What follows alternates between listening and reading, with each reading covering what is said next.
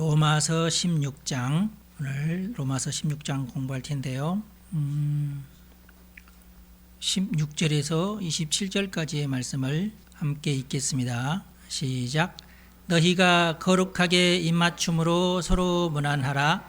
그리스도의 모든 교회가 다 너희에게 문안하느니라. 형제들아, 내가 너희를 권하노니 너희가 배운 교훈을 거슬러 분쟁을 일으키거나 거치게 하는 자들을 살피고 그들에게서 떠나라. 이 같은 자들은 우리 주 그리스도를 섬기지 아니하고 다만 자기들의 배만 섬기나니 교활한 말과 아첨하는 말로 순진한 자들의 마음을 미혹하느니라. 너희의 순종함이 모든 사람에게 들리는지라. 그러므로 내가 너희로 말미암아 기뻐하노니 너희가 선한 데 지혜롭고 악한 데 미련하기를 원하노라. 평강의 하나님께서 속히 사탄을 너희 발 아래에서 상하게 하시리라. 우리 주 예수의 은혜가 너희에게 있을지어다. 나의 동역자 디모데와 나의 친척 누기오와 야손과 소시바드가 너희에게 문안하느니라. 이 편지를 기록하는 나 더디오도 주 안에서 너희에게 문안하노라. 나와 온 교회를 돌보아 주는 가이오도 너희에게 문안하고 이 성의 재무관 에라스도와 형제 고아도도 너희에게 문안하느니라. 나의 복음과 예수 그리스도를 전파함은 영세 전부터 감추어졌다가 이제는 나타내신 바 되었으며 영원하신 하나님의 명을 따라 선지자들의 글로 말미암아 모든 민족이 믿어 순종하게 하시려고 알게 하신 바 그 신비의 계시를 따라 된 것이니 이 복음으로 너희를 능히 경고하게 하실 지혜로우신 하나님께 예수 그리스도로 말미암아 영광이 세세 무궁하도록 있을지어다. 아멘. 드디어 로마서 16장, 로마서 맨 마지막 시간입니다.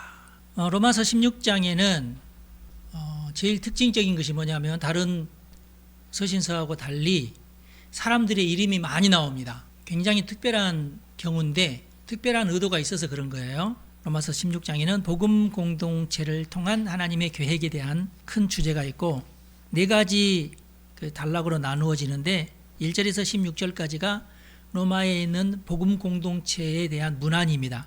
5개 가정교회가 나오는데 서로 문안을 해라 하는 것이 핵심적인 말씀입니다. 서로 문안하고 살아라. 안부를 여쭙고 살아라 그 말이죠. 그러니까 이 말은 이제 잘 있죠? 예, 알겠습니다. 예, 그럼 끊어요. 이게 아니라 그만큼 이제 문안이 이제 그 첫 번째 첫 마디죠. 안녕하셨습니까? 이게 문안이잖아요. 안녕만 하면 끝나는 거 아니잖아요. 어떻게 지내셨습니까? 무슨 일 없습니까? 또 도울 일 없습니까? 이렇게 서로 돌보라 그런 뜻이죠. 문안하라는 얘기는 문안만 하라는 말이 아니죠. 두 번째는 우리가 읽은 17절부터 24절까지의 말씀이죠. 거짓 교사에 대한 경고. 거짓 교사들도 있으니까 그들을 분별해서 그들과는 교제하지 말아라. 그러니까 교제하는 사람은 따로 있고 교제하지 말아야 될 사람도 따로 있다. 그런 얘기죠. 세 번째로는 바울의 동역자들에 대한 얘기예요. 바울 곁에서 바울과 함께 일하고 있는 사람들에 대한 그 인사말. 그 다음에 마지막으로 위대한 성령, 하나님의 영원한 계획에 관한 위대한 성령으로 로마서가 마칩니다. 로마에 있는 복음 공동체는 첫 번째 편지 전달자와 해설자로서의 베베 집사님이신데 여자 집사님이세요. 우리나라 형편으로 따진다면 한 권사님? 집사긴 집사인데 우리나라 형편으로서는 내가 볼 때 이 베베가 뭐 20대 30대는 아닌 것 같고 한 50대 이상 해서 그 어느 정도 경륜이 있고 그 편지 전달자로서의 사명 그냥 우체부가 아니라 대변인? 그래서 아마 베베가 그런 역할을 했지 않나 싶고 그 다음에 두 번째로 선교 전문인 가족 3절에서 5절까지 브리스길라와 아굴라에 관한 얘기예요. 세 번째는 왕실 및 귀족 가문의 가속들 10절 그 다음에 상층 지성인 및 가족 중심 그룹 그 다음에 독신자 혹은 동업자 중심의 남성 그룹 그 다음에 로마인 기독교 가정 로마인으로서 기독교 가정도 있었어요. 그렇게 해서 베베 빼고 5 부류 나옵니다. 굉장히 특이한 경우죠. 이건 왜 그런지는 좀 더 말씀드릴게요. 편지 전달자와 해설자로서의 베베가 1절과 2절이 나와요. 갱그레아 교회의 집사인데 서신을 전달하면서 그 서신에 대한 해설자 역할도 하고 바울의 후원자이며 바울의 보호자예요. 그러니까 바울이 신뢰하는 여성 권사님이십니다. 그러면은 교회가 한두 군데가 아니에요. 5군데 교회예요. 각 교회를 이제 순회순방을 하면서 편지를 낭독을 하는 거예요. 예배 시간에 편지를 쭉 낭독을 하면서 물어볼 거 아니야. 아니, 무슨 말씀 이렇게 하시던데요. 아, 그건 이러이러합니다 하고 해설을 해줬다. 그런 뜻입니다. 이해가 되시죠? 그러면은 바울에게 많은 것을 배우고 익히면서 바울이 말하는 것처럼 또 말을 해야 되니까 어떻게 보면 굉장히 해박한 신학을 가지고 있다고 봐야 되죠. 여러분들도 한번 도전하실래요? 로마서를 나도 해설할 수 있어. 베베 같은 급이 되는 거예요. 그렇게 생각하니까 보통 사람이 아니었는 것보다 하게 되겠죠? 네. 오직 귀가 아프도록 바울의 설교를 들었겠어요. 그러니까 그 로마서 여러분 공부해봐서 알겠지만은 쉽지 않아요, 이게. 근데 그것을 다 이렇게 해설할 수 있을 정도로 말하면은 상당한 식견이 있는 여성이었으면 틀림이 없다. 이제 베베 목사님, 베베 선교사님, 베베 사도 이게 아니라 그냥 베베 집사로서 그 일을 감당을 했어요. 참 대단한 거죠. 그런 능력이 없는데 바울이 그 사람을 파송을 했겠어요? 그건 또 아니죠. 여성 여러분 도전하시기 바랍니다. 벌써 바울 시대부터 교회에 남녀 차별이 없었다는 거야. 그냥 집사인데도 바울처럼 그렇게 아주 중요한, 굉장히 중요한 역할이거든요, 이게. 사실은 바울 자기가 가야 되는데 자기는 지금 어디로 가야 돼요? 지난주에 우리가 살펴봤듯이 예루살렘으로 가야 돼. 하여튼 거기 가서 감옥에 갇히게 되긴 하지만 바울이 갔어야 되는데 하여튼 만사를 제껴놓고 자기는 예루살렘도 나는 가야 되겠다 하고 시간이 없으니까 너는 그러면 베베를 시켜서 네가 먼저 로마 교회로 가거라 이렇게 된 거예요. 그러니까 여러분들이 생각할 때도 너무 중요한 지금 사명이죠. 근데 그것을 여러 남성들도 있었을 테인데 여성을 보냈다. 지금에 와서야 이제 뭐 여성주의, 여성시대 뭐 이러는데 이미 바울은 그때 당시 여성주의가 완전히 실현된 그런 상황이었다. 여러분 또 로마서 이제 우리가 앞으로 이제 보겠지만은 굉장히 그 로마에 있는 사람들의 층이 다양하고 노예에서부터 왕족까지 굉장히 그때 당시에는 계급 사회 아니에요. 그런데 그 모든 그 5가지의 교회를 하나로 이렇게 묶어내려고 하는 그 바울의 아주 처절한 어떤 노력이 우리가 몇 주 전까지 배웠잖아요. 15장, 14장 이런 데서 그런 거 배웠잖아요. 예. 그런 거 보면은 그가 얼마나 교회 일치에 각 교회들이 서로 돕고 하나가 되기를 얼마나 그 열망했는지를 우리가 배웠지 않습니까? 그 일을 위해서 남자가 가는 것보다 여자가 낫다 이렇게 판단을 하고 베베를 보냈습니다. 그 다음에 바울 측근에서 바울을 제일 잘 보호하면서 바울과 협력을 잘했던 사람이 브리스길라와 아굴라 같이 다니면서 선교를 했어요. 그래서 선교 전문인 가족 이렇게 브리스길라와 아글라. 그러니까 그때 당시 로마서를 쓸 때 당시에 브리스길라와 아글라가 로마로 다시 돌아가서 가정교회를 또 꾸민 거예요. 원래는 바울을 만나기 전부터 브리스길라와 아글라가 로마에서 살다가 로마 교회를 섬기다가 로마 교회가 시끌시끌 서로 싸우고 나는 유대인, 나는 이방인 이렇게 하면서 서로 막 싸우고 다투고 또 유대인 중에서도 구약 유대교의 유대인, 신약 그리스도교의 유대인 이렇게 서로 나눠가지고 예수를 믿느니 마느니로 막 싸우고 그러니까 누가 쫓아냈다고요? 클라우디우스 황제가 유대인들은 다 내쫓아라 하면서 내쫓을 때에 브리스길라와 아굴라가 쫓겨났어요. 쫓겨나서 바울을 만나고 바울을 만나면서 이야 이 양반이 정말로 사도의 직분을 감당하는 훌륭하신 분이구나 하면서 적극적으로 같이 일을 하면서 선교를 했어요. 근데 브리스길라와 아굴라가 어떤 기술을 가지고 있었냐면은 천막 만드는 기술을 가지고 있었어요. 그래서 바울이 평상시에는 같이 천막을 만들기도 하고 주일에는 또 같이 예배를 드리면서 또 돈을 또 마련해 가지고 선교 헌금에 쓰기도 하고 그러면서 평신도 이면서 세속적인 어떤 일도 하면서 번 돈으로 선교에도 투자를 하고 같이 교회도 세우고 바울이 이쪽 가서 선교합시다. 같이 갑시다. 같이 가가지고 또 거기서 또 천막을 만들면서 그렇게 했던 선교 전문인 가족입니다. 바울을 위해서 목숨을 내걸었던 부부 또 그렇게 썼어요. 로마서에. 에베소에서 소요가 났을 때에 바울을 잡아서 죽이려고 했을 때에 바울을 그 위험에 가지 않도록 이렇게 막고 바울을 변호했던 사람들입니다. 또 아시아에서 어떤 환란을 당할 때도 이분들이 도와줬고요. 그 다음에 세 번째로 왕실 및 귀족 가문의 가속. 왕실과 귀족 중에 어떤 사람이 예수를 믿은 게 아니고 그 왕실과 귀족 가문의 가속, 그 집에서 살고 있는 노예들까지. 예. 아리스토블로가 그 아리스토블로라는 그 이름 자체가 귀족이라는 뜻인데 그 가정에 있는 그 하수인들, 노예들, 뭐 집사들, 그 사람들끼리 따로 모여서 교회를 이루었어요. 그럼 아리스토블로가 누구냐?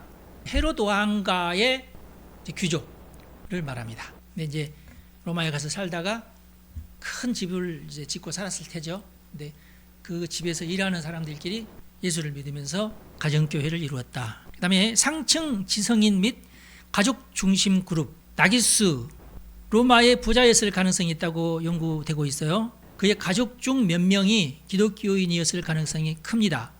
이제 보통 우리나라에도 지금은 안 그러는데 옛날 조선시대 같은 경우에는 야 돌쇠야, 마당쇠야 이렇게 하면서 갑돌아, 갑순아 이런 식으로. 갑돌이야 갑순이는 괜찮은 이름인가?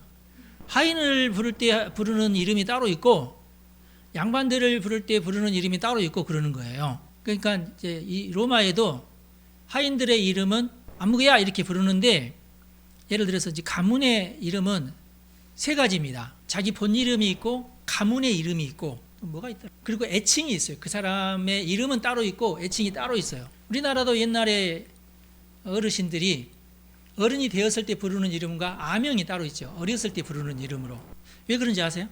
원래 호정에는 자기 원래 이름을 집어넣어요. 네. 너는 그러니까 학렬을 따라서 자기 이름을 딱 집어넣어 놓고 근데 얘가 나중에 이제 성인이 될 때까지는 아명을 불러요. 어린아이의 이름을 불러요. 그건 이제 좋지 않은 풍속이긴 한데 본명을 귀신들한테 숨기려고 그러는 거예요. 우리나라에서는 그런 풍속이 있었어요. 근데 이제 외국에서는 그런 풍속이 뭐 그런 내용은 없고 부르기 쉽게 톰, 또 뭐가 있지? 톰과 제리. 보통 이제 성경에 나오는 그 이름으로 부르는 경우가 많죠. 이제 그것은 이제 그러니까 친근한 이제 별명이라고 하기도 좀 그렇고 친근히 부르는 이름이 따로 있고 본명이 따로 있고 그 가문의 이름이다. 그래서 여기 있는 집안에서는 꼭 이름이 세 글자예요. 우리나라 김, 덕, 윤 이러듯이 우리나라도 김은 뭐 가문, 덕은 진짜 이름, 윤은 그 뭐지 학렬 그런 걸로 짓잖아요. 우리도 그렇듯이 당시에 조금 상류층 사람들은 세 개의 이름으로 있어. 그러니까 묘비명이나 뭐 이런 거 보면은 세 개로 나누어서 쓰여진 이름은 이 사람들은 그래도 양반급 이상. 근데 그의 하인 해가지고 아무개는 이렇게 세 개로 나눠지는 게 아니라 딱 한 단어 딱 듣더라. 얘는 그럼 하인 이렇게 되는 거예요. 그리고 또 노예들을 부르는 어떤 호칭이 따로 있었어요. 그 이제 마찬가지로 돌쇠야 뭐 마당쇠야 이런 식으로 하는 로마식으로 붙이는 그런 이름이 있어요. 그러니까 이름을 보고 얘는 신분이 뭐였을 것이다. 학자들은 그렇게 판단을 한다 그런 뜻이에요. 예. 그렇게 봤을 때에 지금 이런 거예요. 그러니까 두루베나와 두루베사 이런 것들은 그래도 뭐랄까 이렇게 가족 이름과 자기의 이름과 아명이 다 있는 그런 경우예요. 두루베나와 두루베사는 우아하다는 뜻인데 왠지 모르게 여성 이름 같고 쌍둥이 여성이든지 아니면 자매든지 언니든지 동생이든지 그런 느낌이 나죠. 그런 식이에요. 그리고 루포의 어머니 이 사람은 누구로 알려져 있냐면 신약 성경에 구레네 시몬으로 알려져 있고 예수님의 십자가를 대신 진 사람으로 알려져 있어요. 그래서 루포와 그의 어머니 하면은 이 사람은 구레네 시몬의 가정이구나. 구레네 시몬에 대한 얘기는 안 나오는데 그러니까 이미 일찍 죽었거나 뭐 그랬겠죠. 근데 이 두 사람은 바울이 그녀를 친어머니처럼 대우했대요. 그런 어떤 기록도 있어요. 그 다음에 독신자 혹은 동업자 중심의 남성 그룹, 왜냐하면 남성 이름만 나와. 아순그리도, 블레곤, 험에, 바드로바, 험아 형제들. 이들이 바로 해방 노예의 이름입니다. 당시에 노예들이 이렇게 불려졌어요. 약간 이름도 여러분들이 듣는 어감도 약간 노예였을 것 같은 그런 이름들이죠. 돌쇠 뭐 험해 뭔 일이야 이게. 하여튼 그렇게. 그다음에 로마인 기독교 가정이에요. 특이하죠. 이것은 주인이 기독교인이라는 기록이 있어요. 그러니까 로마인인데 결국 로마인이 기독교를 믿었다는 것 때문에 처형을 당합니다. 이 사람이. 그리고 수석 하인이 네레오, 그의 자매 빌룰로고, 율리아 이런 기록이 나와요. 하여튼 이런 것을 볼 때에 로마 교회는 남녀 구별이라든지 신분의 어떤 구별이라든지 민족의 구별이나 사회적 지위 등을 초월한 그런 집단이었다. 굉장히 예수 믿는 층위가 다양하죠. 연구에 의하면 그래요. 바람직한 모습이죠.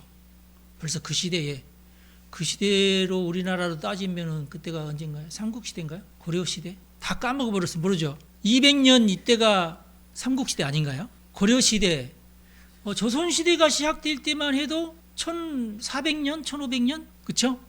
그러니까 그 먼 시대, 우리나라 삼국시대 같은 그 시대에 이미 로마 기독교에서는 이런 식으로 어떤 남녀 구별이나 어떤 신분이나 민족적인 어떤 그런 사회적 지위 이런 것들이 교회 안에서는 그런 것들이 교회를 하나로 만드는데 어떤 저해가 되지는 않았다. 근데 우리나라의 기독교가 전파된 때에는 1900년대, 1800년대인데 1800년도에서 1900년도로 넘어오니까 한 2000년 차이가 나는 거예요, 지금.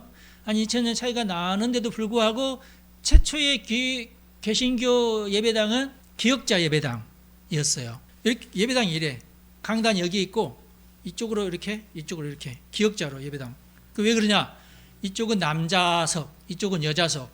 벌써 우리는 1900년대에 들어섰음에도 불구하고 남녀 유별, 남녀 7세 부동석인데 어찌 같은 의자에서 예배를 드리냐. 남편은 이쪽으로 들어가고 아내는 이쪽으로 들어가야지. 이렇게 된 거예요. 그러니 우리가 얼마나 참 로마 교회에 비할 수가 없지만 하여튼 2000년 정도의 세월의 차이가 있음에도 불구하고 우리는 여전히 남녀 구별이 있었다. 이러냐죠. 양반과 예를 들어서 제일 계급이 낮은 백정이 같이 예배를 드린다? 양반으로서는 이게 어찌 이럴 수가 이렇게 되겠죠. 근데 로마 교회의 그런 모든 것을 없애려고 바울이 많이 노력을 했다. 바울 서신 보면 그런 게 나오잖아요. 로마서에 이토록 많은 사람의 이름이 기록된 이유가 뭐냐? 29명이에요. 보통 다른 서신 빌립보서나 이런 다른 복음서에서는 맨 마지막에도 물론 안부를 묻는데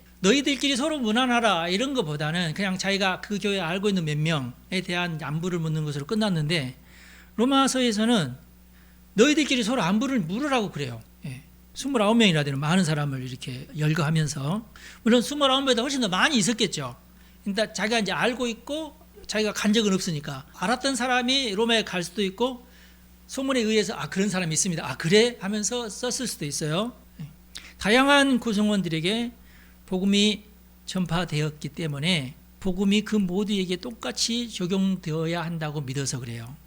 예를 들어서 A라는 교회 아무개는 잘 있느냐 하고 쓰고 로마서를 딱 끝냈다 그러면은 B 교회에 갈 수 없고 C 교회에 갈 수 없어. 우리 교회는 바울하고 무슨 상관이 없는데 이렇게 돼요. 그래서 로마에 있는 자기가 알고 있는 모든 교회에 모든 사람들의 이름을 거의 다 집어넣은 겁니다. 왜? 교회가 분열되면 안 된다 하는 것이 로마서에는 굉장히 강력하게 나오잖아요. 교회 일치운동을 바울이 지금 가기도 전에 하고 있습니다. 지금 서로 문안하라고 명령까지 했어요. 그러면서 교리를 길게 설명을 하죠.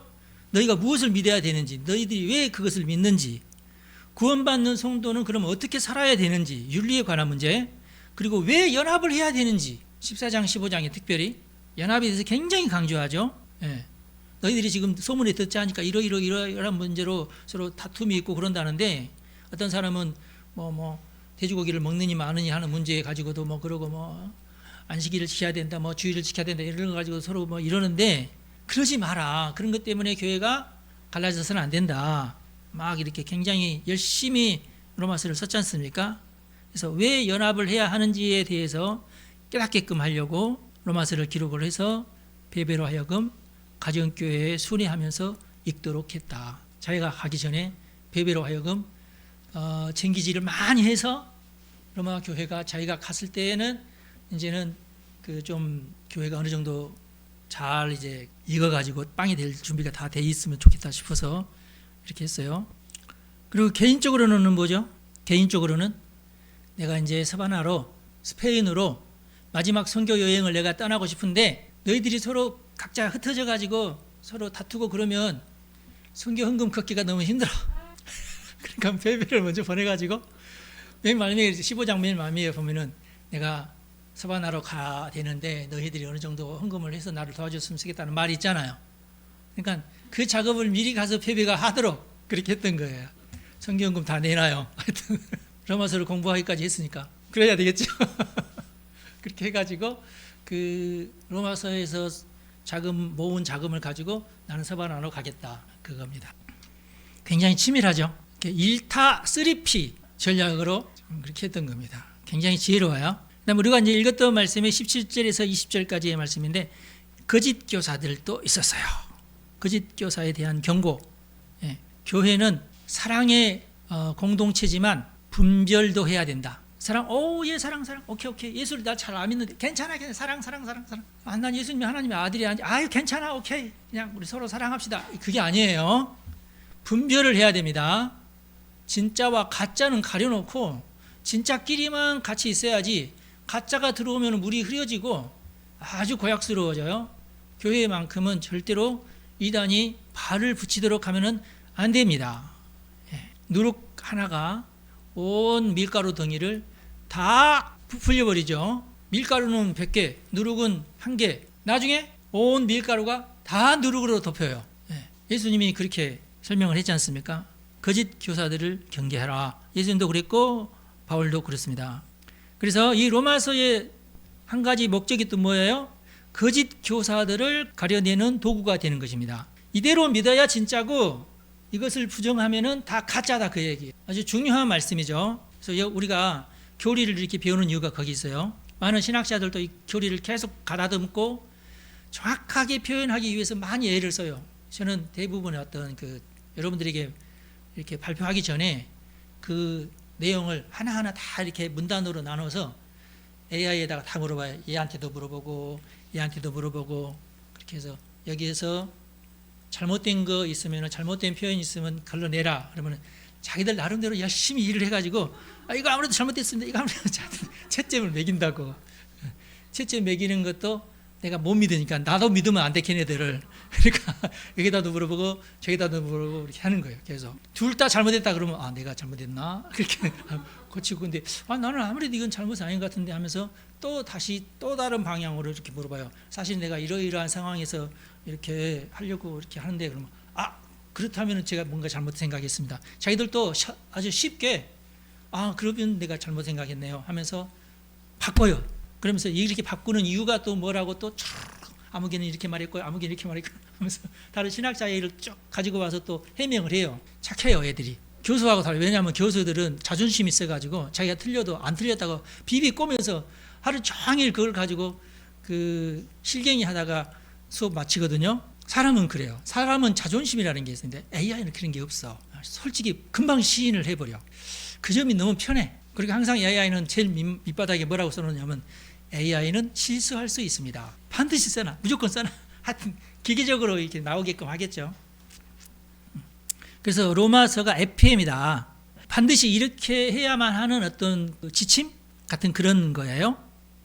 분쟁을 일으키는 자들, 거치게 하는 자들, 율법적인 자들, 누가 거치게 하는 자들이에요? 돼지고기 먹지 말라니까 뭐 이런 사람들.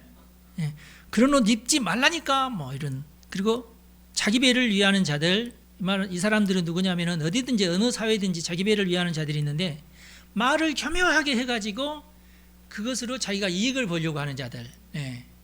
우리나라에 대표적으로 자기 배를 위하는 자들이 누구냐? 헌법 학자 다니면서 헌법 얘기하는 애. 자기 배를 위하는 자들이 예나 지금이나 앞으로도 여전히 있어요. 세상은 그렇습니다. 어디를 가든지 자기 배를 위하는 자들이 많아요. 교회는 없느냐? 있어요. 교회도 있어요. 성경은 예수님은 그런 사람들을 삭군 목자라. 대중이 원하는 말을 해요. 대중이 아멘 하기 쉬운 말, 들으면서 깔깔거리면서 웃고 넘어갈 말, 이런 것들, 아픈 곳 이렇게 싸매주고 가려운데 긁어주는 말, 이런 것들. 그런데 성경은 우리한테 뭐라고 말씀합니까? 선한 데 지혜롭고 악한 데 미련하라. 로마서에 있는 말씀이죠. 선한 데 지혜롭고 악한 데 미련하라고 말씀하고 계십니다. 예수님이 오실 때까지는 그런 일들이 계속 일어날 것 같아요. 거짓말하면서 사람을 속이는 그런 일들이. 며칠 전에 뉴스 보니까, 뉴스인가 유튜브인가 보니까 지금 이란에서는 미군이 판판이 깨지고 있는 영상이 막 돌아다닌대요. 이란이 미사일을 쐈는데 그 미사일이 항공모함 정중앙에 막 떨어지더니 항공모함이 막 다 깨지고 바다 밑으로 가라앉는 영상이 막, 정말 실제 그런 일이 벌어진 것처럼 하는 영상이 방송국을 통해서 다 방영이 되는 거야. 어머나 세상에, AI 영상이야. 이게 그런 거짓 영상이 이란 사람들이 제일 잘 만든대요. 와, 막 이렇게 생긴 가오리 같이 생긴 그 비행기 있죠. 큰 비행기. 한 번 뜨면 몇백억씩 막 한꺼번에 나가는 거. 그런 것이 이란이 쏜 미사일 맞고 팡 공중에서 터지는 영상들 봤어요. 정말 그 비행기가 이게 미사일 맞고 막 이렇게 활활 불타오고 막 이렇게 떨어지는 그 장면을 저도 봤어요. 텔레비전을 통해서 방영이 된대요. 이란 사람들은 정말 그런 줄 안대요. 인터넷 다 끊었잖아 지금. 뭐 북한은 안 그런가요? 북한도 똑같죠. 실패한 것은 절대로 방영 안 하고, 이번에 무슨 큰 군함 하나 엎어져 버렸잖아요. 우리는 알고 있는데 북한 사람들은 모르지. 왜냐하면 방영 안 하니까. 그래서 제 생각에는 핵폭탄이 없는데 지금 있다고 거짓말하는 거 아닌가. 있겠죠? 그것은. 근데 미국이 저렇게 가만히 있는 거 보면은 없을지도 모르겠다. 또 있어도 지가 못 쏘는 거 아닌가. 사실은 김정은도 한 번도 안 눌러봤잖아. 누르면 자기도 죽는 것을 아니까. 그래서 못 눌러본 거고, 어차피 그러니까 한 번도 실험을 해본 적은 없어. 예. 그렇잖아요. 그거 어떻게 어디다 실험하냐고 그걸.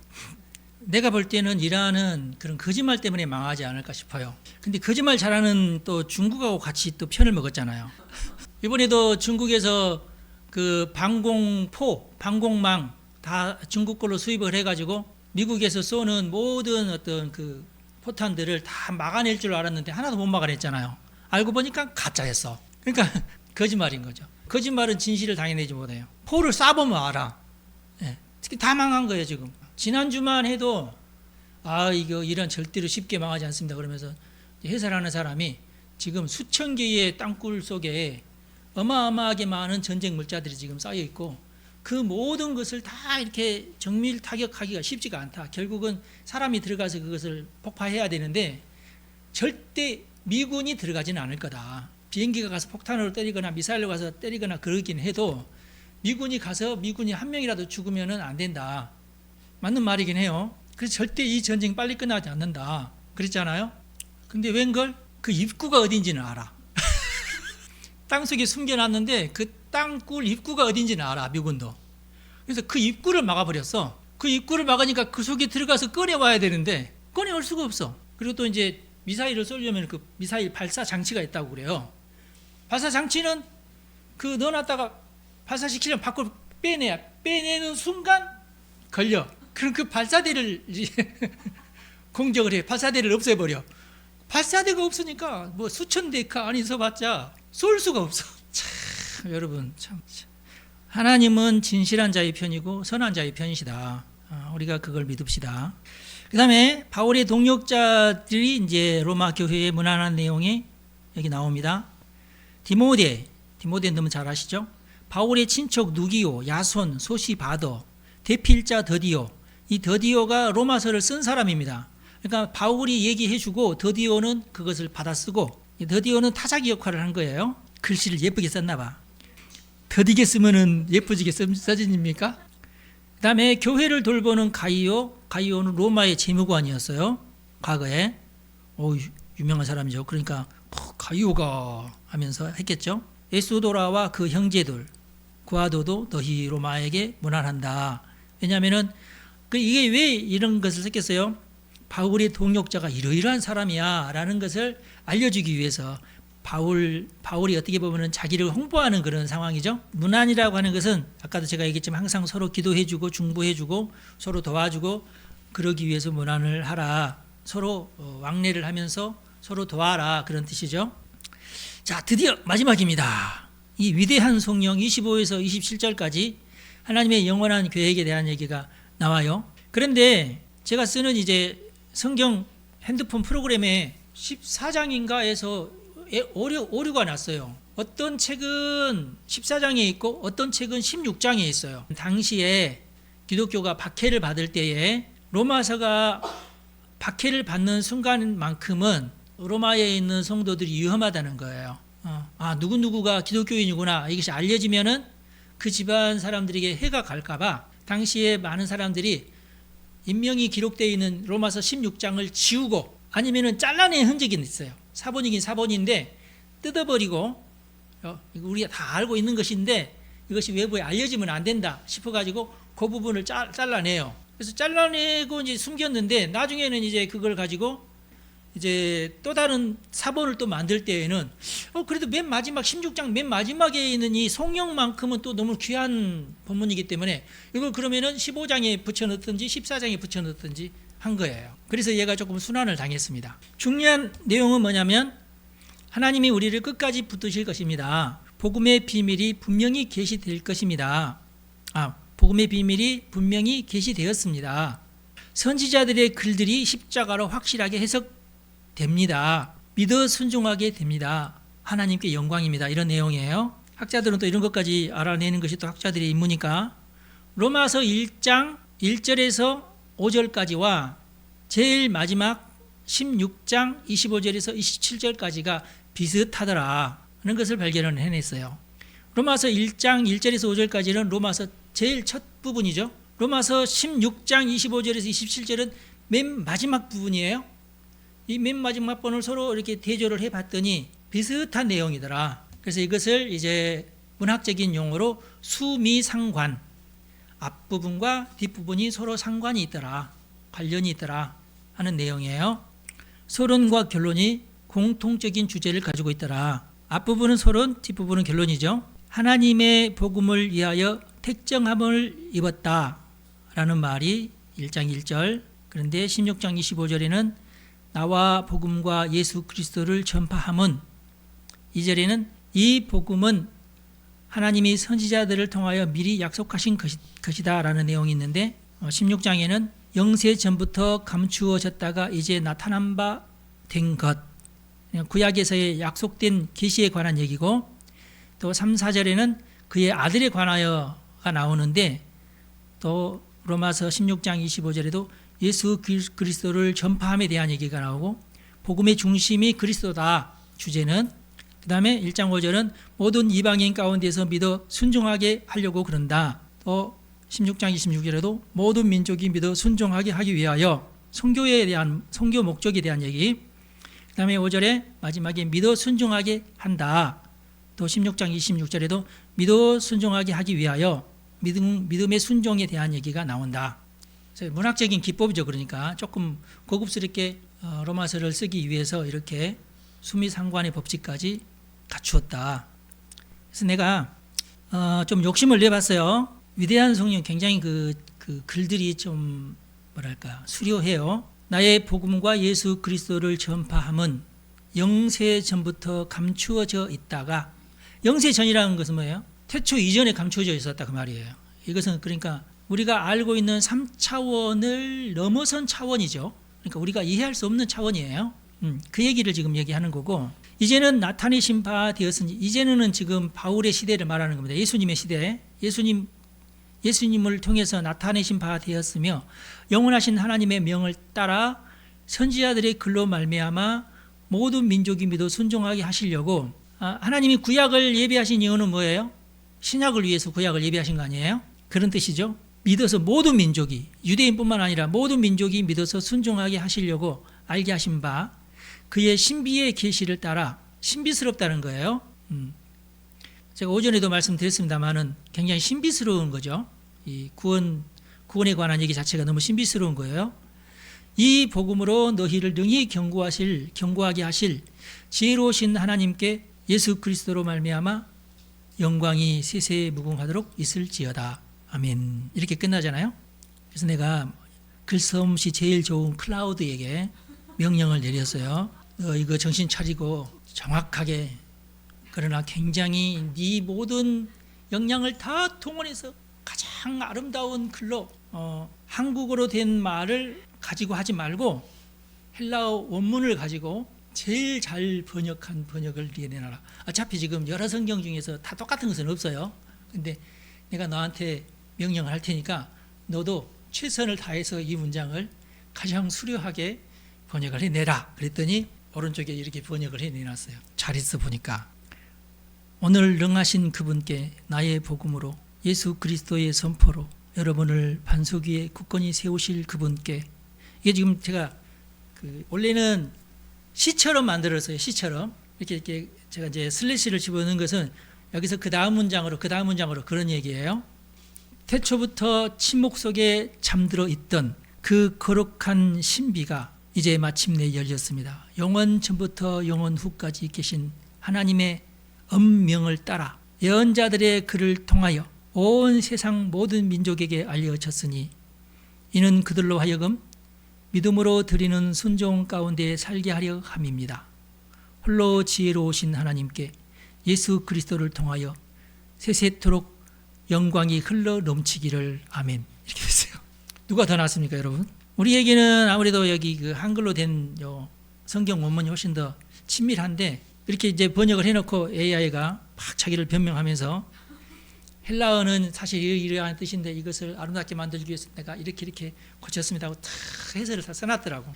태초부터 침묵 속에 잠들어 있던, 침묵이라는 이 단어는, 헬라어 단어는 완료 분사입니다. 이것은 단순히 감추어진을 의미하는 것이 아니라 능동적으로 침묵을 유지해 온 상태를 뜻합니다.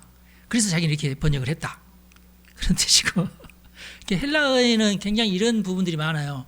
우리도 우리 나름대로의 또 뉘앙스라는 게 있잖아요. 근데 헬라어도 그들 나름대로의 어떤 뉘앙스를 풍기는 것이 그 단어마다 다 있어요. 예.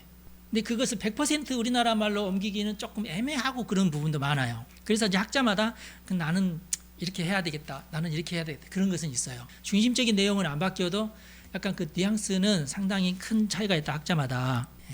제가 이제 이렇게 말씀드리는 이유는 뭐냐면, 어차피 번역하면은 그렇게 된다는 거, 그럴 수밖에 없다는 거. 그래서 제가 이것을 여러분에게 얘기하려는 목적 자체는 뭐냐면, 킹 제임스 버전 때문이에요. 불가타라고도 하고 가장 많이 알려진 성경이에요. 우리나라에도 킹 제임스는 그 영국 왕 제임스를 말하거든요. 그 시대에 번역된 영어 성경을 최고의 성경책이다. 그 말씀을 구약 성경에서 신약 성경까지 그 말씀을 그대로 있는 그대로를 이렇게 기술하려고 굉장히 애를 썼어요. 확실히 그거 맞긴 맞아요. 최초의 번역임에도 불구하고 히브리어와 헬라어를 킹 제임스 버전이 제일 충실하게 잘 번역을 해서 문자 그대로 번역을 했어요. 근데 너무 문자 그대로 번역하다 보니까 답답하잖아.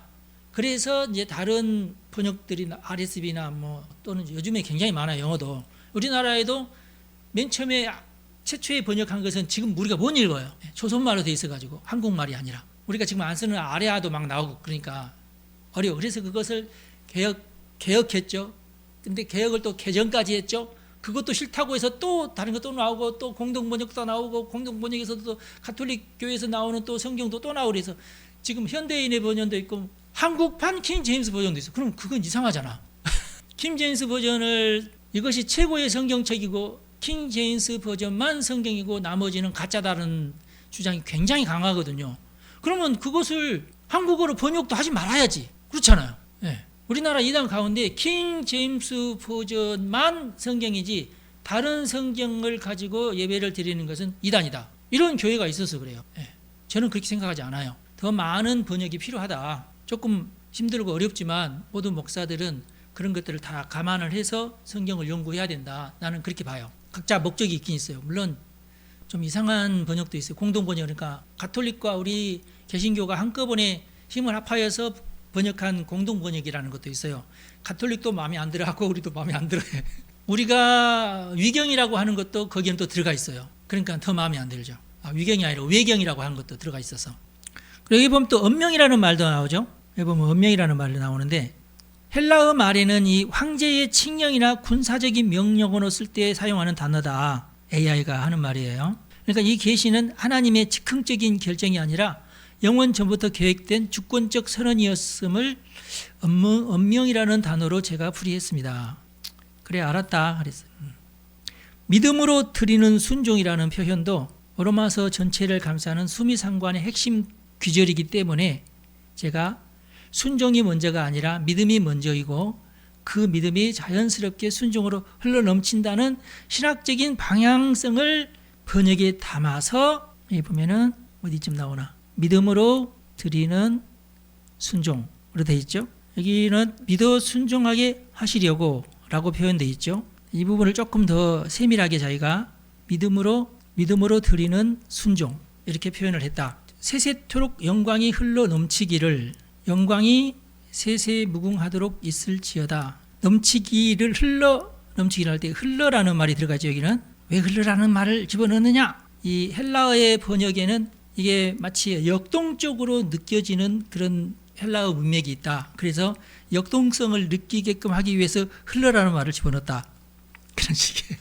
제가 이제 이 말씀을 드리는 이유는 각 번역마다 번역하시는 분들이 이런 식으로 자신의 감동이나 어떤 자신의 해석을 번역에 반영을 시켜요. 근데 그것이 이단은 아니다. 근데 누구든지 그런다. 그건 그럴 수밖에 없다.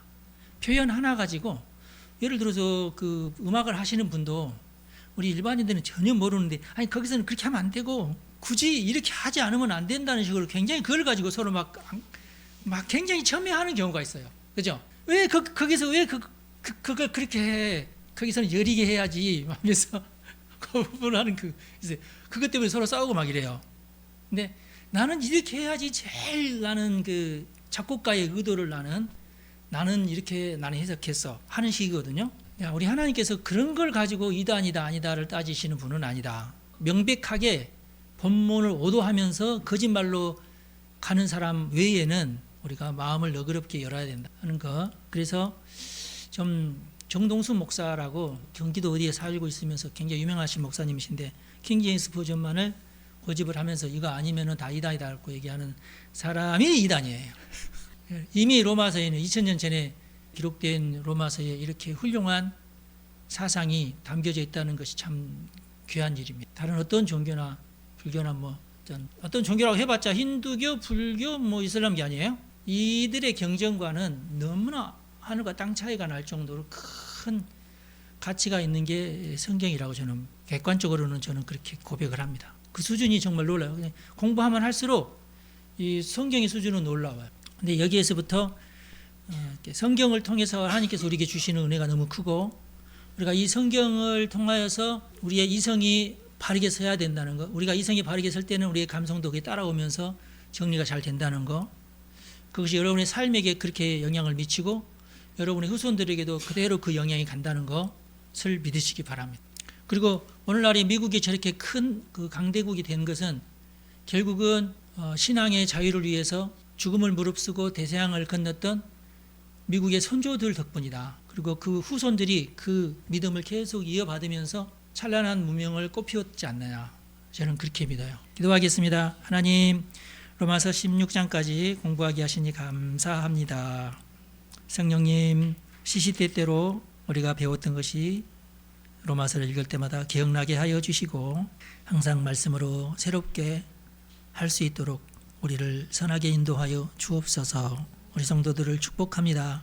하나님의 말씀에 창념하고 그 말씀의 뜻이 무엇인지 연구하고 하나님의 뜻을 더 이 땅에 실현하기 위해서 애쓰는 우리 성도들을 축복하오니, 우리 성도들이 드리는 모든 기도에 주님께서 선하게 응답하여 주시고 이 나라에 특별히 은총을 베풀어 주시어 복음으로 통일되는 나라가 되게 하옵소서.